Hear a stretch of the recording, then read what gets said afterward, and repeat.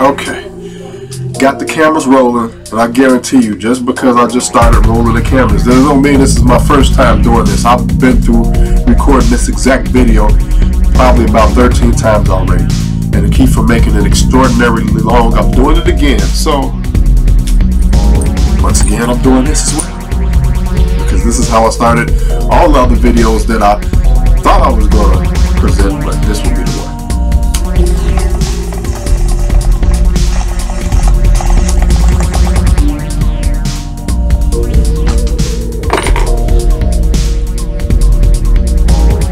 Also, to kind of set as a guideline, I would have made some notes because I didn't want to get to rambling. Because, like I said, this is actually my first video speaking on this topic of what my goals are and what I intend to do and accomplish, hopefully. So, let's start with this. Me, I'm Rebel XD. I've been Rebel XD since 1987. So when you wonder why the hell my name Rebel is followed by a smiley face emoji code, no, because the XD in my name is actually an X and a D, and it stands for something. It stands for extremely dope, and it's been that since 1987. So actually you could just look at me as the originator of Rebel XD, because Rebel XD 1987 was definitely a time, at least a decade before the internet was even thought of. I didn't know what the fuck the internet was when I broke the second Guinness record title in 1998. I didn't know what the internet was. Hell, didn't nobody I knew what the internet was, actually. So again, that's Rebel XD, ahead of his time, definitely. I was born June 6, 1973. Of course, June being June, I'm a Gemini, yes, and I'm 45 years old, and I've been 32 years I've been Rebel XD, but I'm actually 45 years old. As if this is important, I don't know my background. Great grandparents, as far back as I know, according to my family tree, according to my grandmother, my blood, African and Cherokee Indian, is up to my granddad, German. Yeah. My great-great-granddaddy, his name was Matthew. He was of triplets. His brother's name was John and Luke. Yes, I don't make this up. This is what it was. Matthew, John and Luke. Of course, growing up, I definitely had more than my fair share of spiritual encounters and paranormal activity. Some things I can't explain to this day. A lot of that I'll be explaining down the line over the course of time, and some of the stories that of things that actually happened that I'll be talking about, which also includes a lot of run-ins or universal tie-ins, should I say, with a lot of famous rappers that you may know. Snoop, Ice Cube, Kanye. They may not know this, and some do know the things that happen, but there are certain things that happen that ties me to these people in ways that, you know, has a relevant point that connects both of us together. Let's put it like that. So I have at least 13 solid things to speak about of that. So I'm gonna do that over the course of time. What else? Oh yeah, definitely don't want to leave out during the time of 2004, actually March 5th through the 14th. I remember it because, shit, how can you forget it?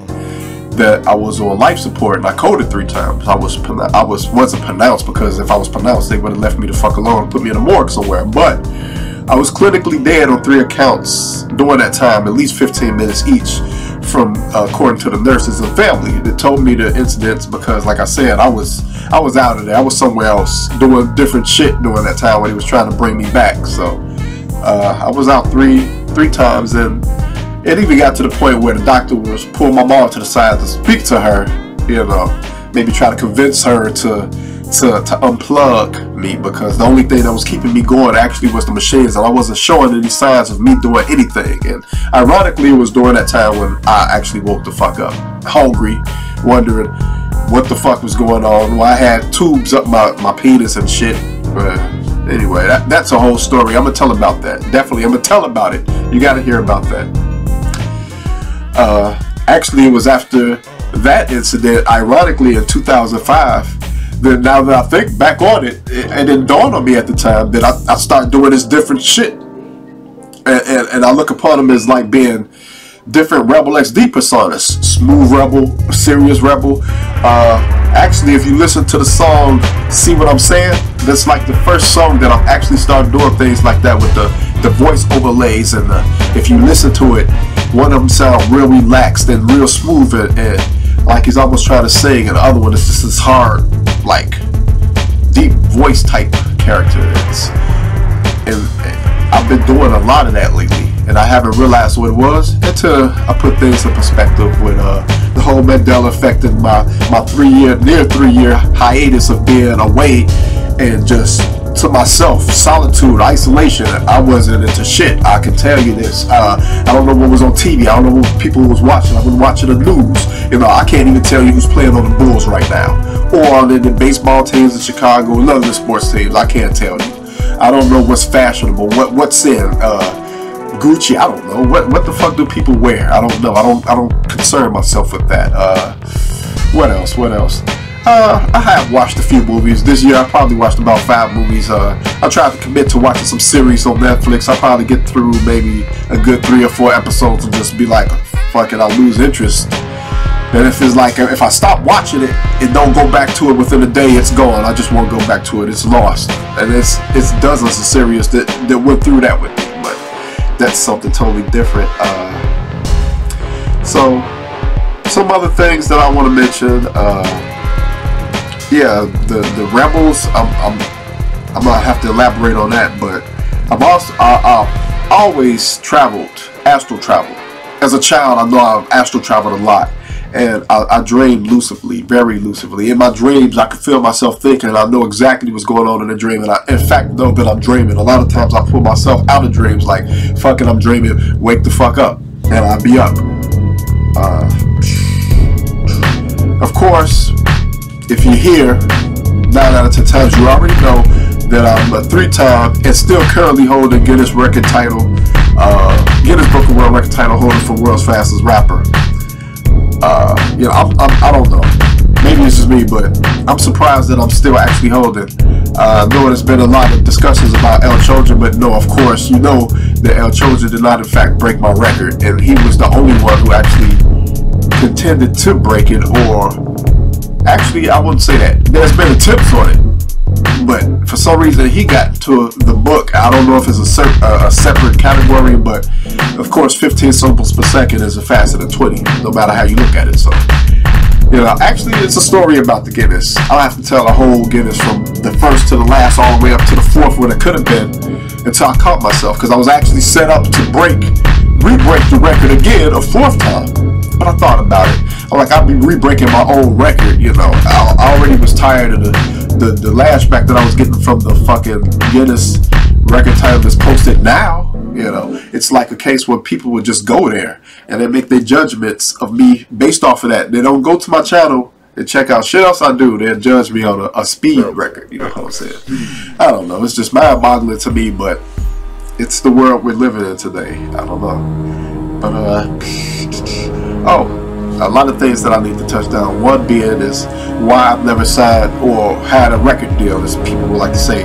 Like, dude, they like to come in my comments and say stupid shit like, dude, you 45 years old and you still ain't had a record deal. A record deal. I stopped pursuing a record deal like around when I was 23 years old, dude. The fact that they would have changed me in every scenario. They would have changed the music that I was doing.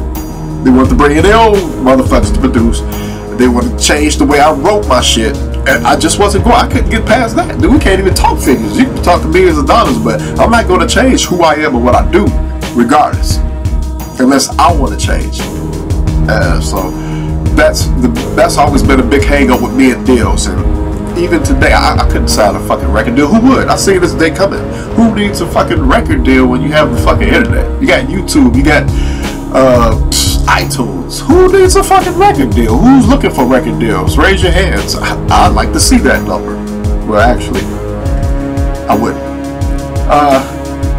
Alright, that I like to talk about the Akashic fields, the Akashic records. something I've known about even before I knew there was a name for it. But I have to explain it to you what it is and the connection that it has with me. So that's one of the things, our connection to past and future versions of ourselves and how that's possible. And I'm going to speak about that because this is shit that I'm also familiar with. How karma determines your spiritual growth, which is probably obvious. You know, you do enough fucked up shit, you're gonna build enough bad karma to be looked at upon as a bad person and have bad aura. You know, if you got good karma and you're doing good and you're getting blessings, well, hey, that's how it works. It also determines how you travel, you know, in your after when you pass on, and where you go from there, how you go, what you can do, what selling your soul means. Really, a lot of people figure, hey, it's a soul, what the hell am I going to need with it when I'm gone? But that's when you're gone, that's just the beginning. That's not the end.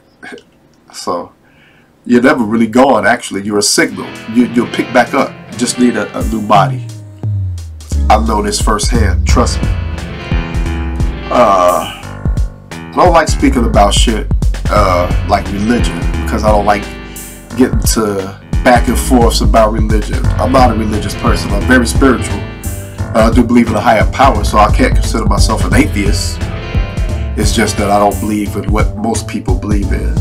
I have my own mind, and due to what I researched and studied and what I feel, I've come to my own conclusions. So, you know, I'm not here to dispute anybody what they believe. More power to you, and I hope it works well for you, honestly.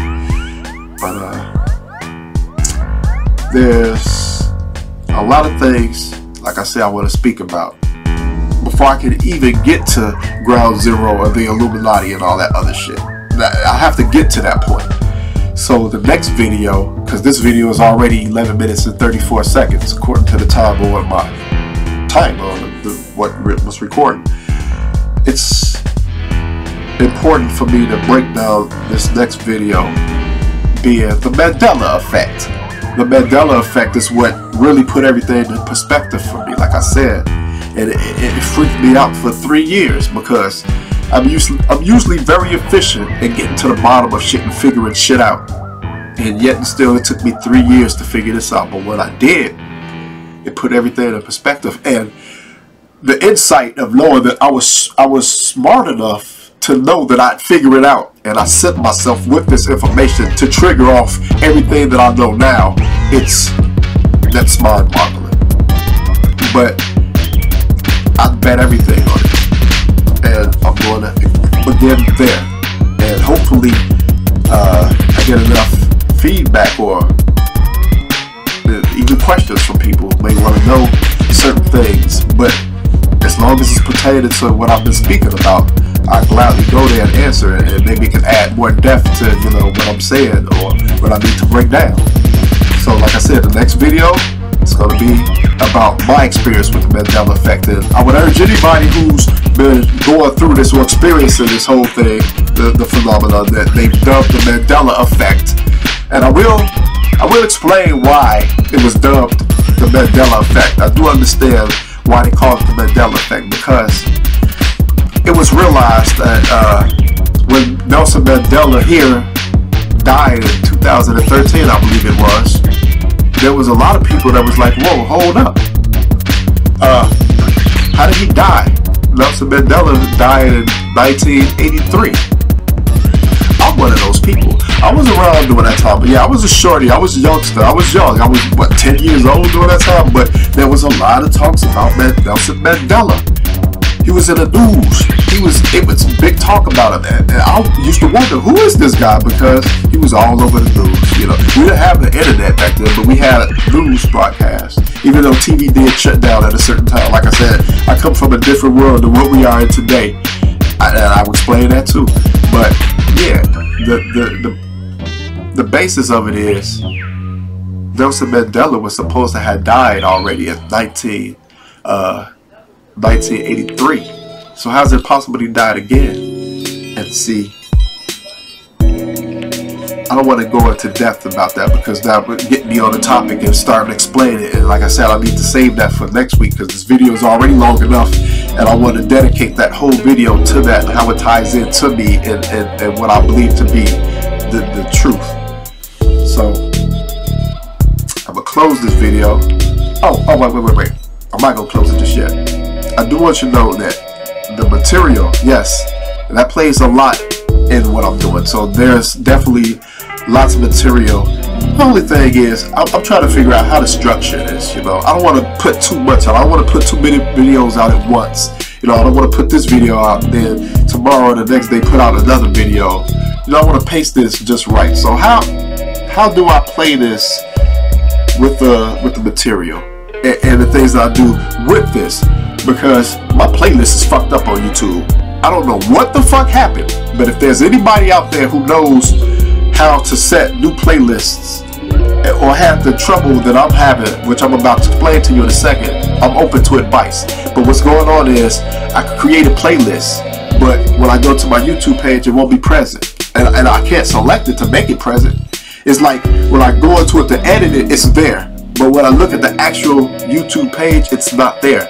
So what I've been forced to do was, this video would have to go into my latest playlist, and anything I do after this, I have to go into my latest playlist. Well, actually, what I was intended to do was kind of separate the playlist, you know, like how people do.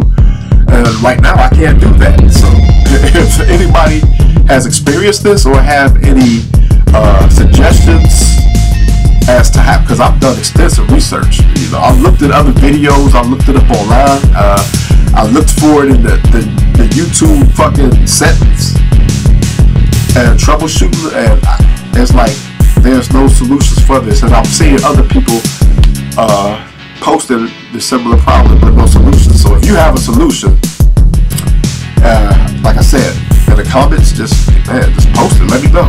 Shit, I'm about to fucking lose my mind with the damn playlist. I don't know what the fuck to do, but in the meantime, I'm gonna just post the videos there. So I'm gonna go ahead and close this video now. Like I said, the material, I got a song. The song that I posted in the last video is done. I've been posting it on SoundCloud. I might post it back on SoundCloud because the video is not finished. It's gonna take some work. Like I said, I'm doing all this shit myself, everything. So, and along with other shit in real life. So it's almost done, and it's cool because I captured it. You're gonna be able to read what I'm saying as well as hear it, because a lot of people, I guess, they play off the whole Guinness thing and try to front like I rap too fast, when I know I don't, actually. But let me get the fuck up out of here. I'm finna do something else real quick. And like I said, next week I'm gonna post a video sequel to this, and that's that. So let me get the fuck out of here.